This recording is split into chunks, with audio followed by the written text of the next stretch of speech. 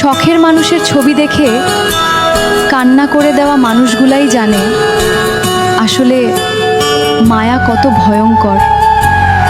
যদি তুমি কারো মায়ায় এখন পর্যন্ত আকৃষ্ট হয়ে না থাকো, তাহলে আমি বলবো কারো মায়ায় জড়িও না।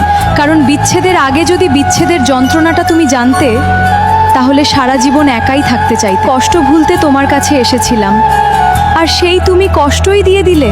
শূন্যস্থান কখনো শূন্য থাকে না, কিন্তু সেই পূর্ণতায় যদি শূন্যতায় খুঁজে পাওয়া যায়, দরকার নেই সেই পূর্ণতার। একা ছিলাম, একাই ভালো ছিলাম।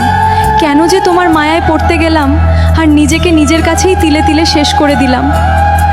আল্লাহ গো, আমি সত্যিই জানি না আমার কপালে শেষটা কি আছে। দিনে দিনে নিজের বিশ্বাসের কাছে একটু একটু করে শেষ হয়ে যাচ্ছে। আমার জীবন ঠিক কোনখানে গিয়ে থামবে আমি সত্যিই জানি না।